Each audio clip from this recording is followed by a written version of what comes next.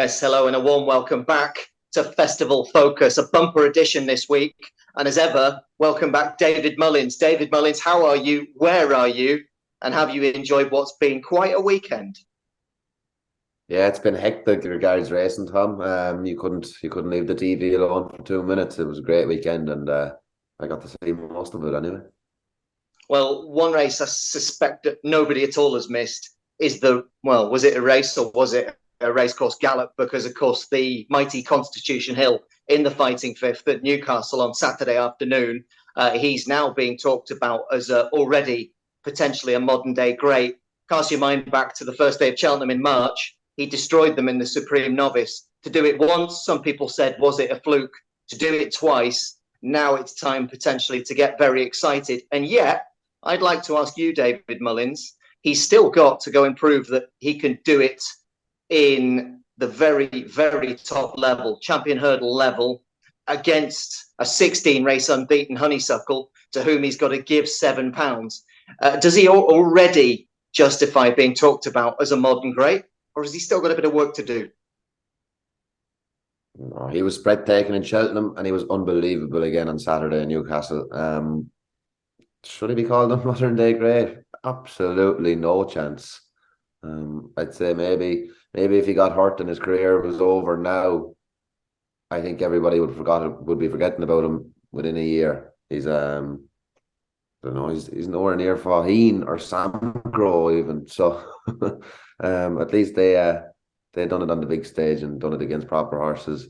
I'm gonna have to wait to see Constitution Hill beating Honeysuckle before he gets me to tip my cap to him. I was going to say, if those two met today at the beginning of the season, we've just seen him once. She's, God willing, going to run on Sunday in the Hatton's Grace. If the pair met today, he had to give her £7. What, in your mind's eye, would happen? Who'd be first? Who'd be second? Or would it be a dead heat?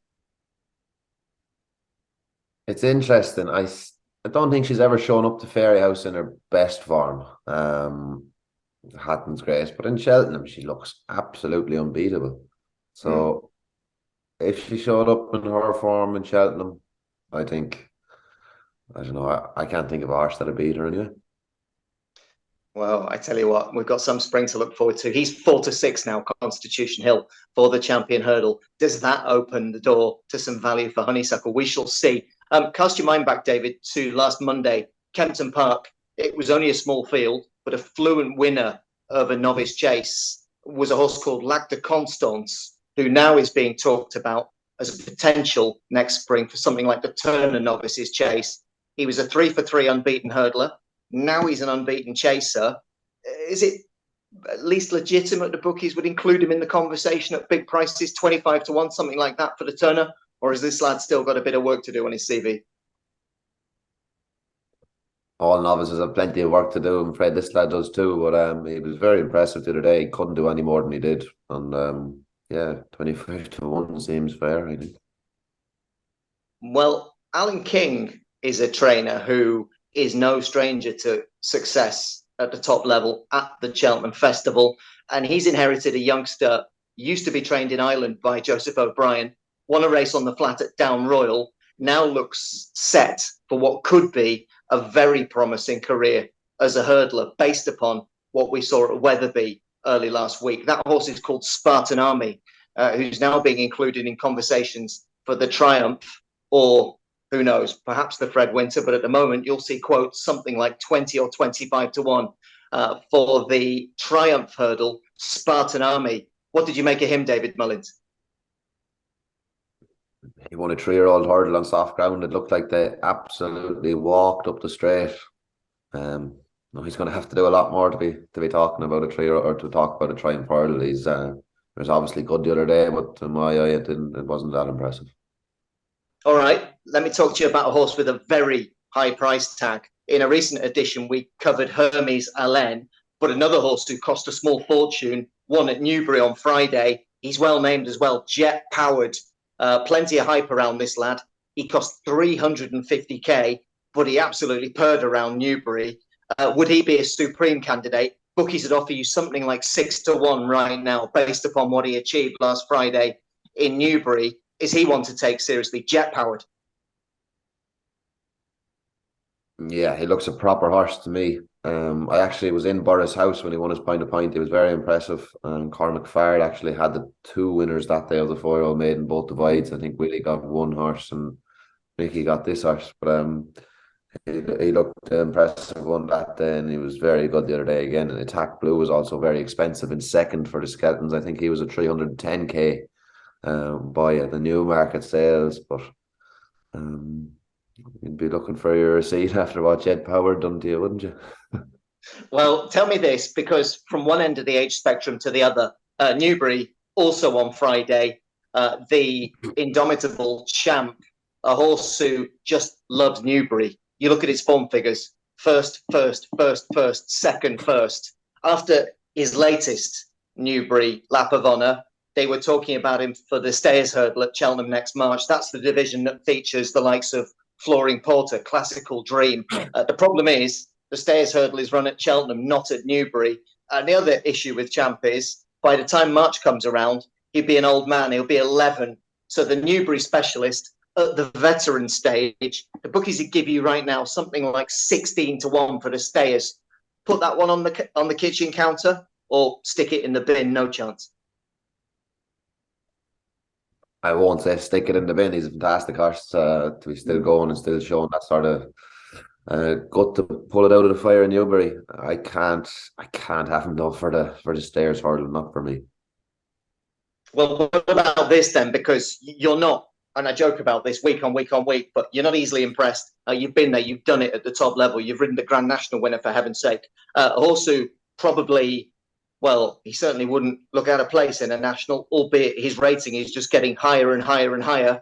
But what he did was win a handicap off a massive weight on Saturday at Newcastle. What a treat for punters in the Northeast. Constitution Hill and Presse, Venetia Williams stable star, who, and I love this trend of horses carrying big weights in handicaps. Denman did it in 2009. There have been more recent examples, but Presse in the rehearsal chase at Newcastle, getting the job done, jumping strikingly well, and now 7-1 for the Gold Cup. He was a Cheltenham Festival winner in Novice Company in March. Surely, even you, David Mullins, must like this fella. I was very impressed with him. He's good. He's a proper horse. I'm a massive fan of the horse, and I think Venetia does a fantastic job with him. I don't know about running the first time back over 2 miles 6, top weight and a handicap. Is that a way? Maybe it's not the done thing in Ireland, but is that a way of getting your horse to improve throughout the season to get hammered the first day with a massive weight? Do horses improve for that? They do. But then he won with his ears pricked, and he can only beat what's put in front of him, and he did it nicely. He's got some engine, that horse. I'm a big fan of the horse. Big fan of the horse. Wouldn't you love to be on him around Aintree over them fences? He's top class. But Venetia has a way of making those horses jump like that and travel, and especially if it rained in the morning of the Grand National.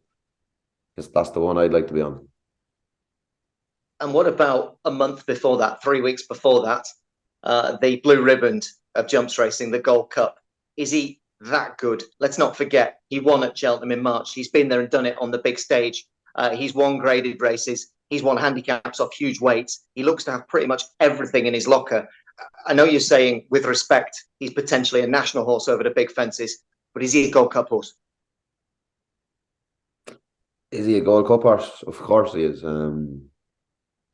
He won the 3 mile in Cheltenham last year. He beat good horses, but is he going to be is he going to beat the likes of Plutard, Minella Indo, Alaho? Would he match with them? I don't think so. I could see him running very well, and possibly it could be an ordinary Gold Cup if we won it. But he's definitely a Gold Cup horse. Well, we will see. But interesting words on Long Presse. We'll sign off. The English performances have hogged the headlines this week.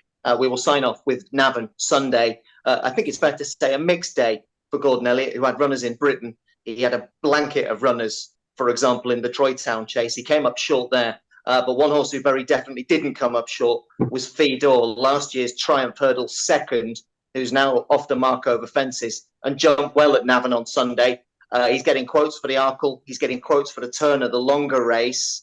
Is he the kind of horse who's maturing and will be a threat in one or other of those in 4 months' time, David. Fil Dor was very impressive, wasn't he? Yeah, he jumped great and pricked his ears down to the last one, then popped it and quickened up again up to the line. I thought he was very good. Yeah, definitely a horse you could consider for it. With that in mind, final question this week. I think we know the answer, but Fil Dor, Presse, Champ, Jet Powered, or Constitution Hill, the performance of the week was Constitution Hill, without a doubt. Constitution Hill, now odds on for the Champion Hurdle. That, folks, is it for this week on Festival Focus. We'll be back same time, same place as ever next week. Thanks for watching. See you then.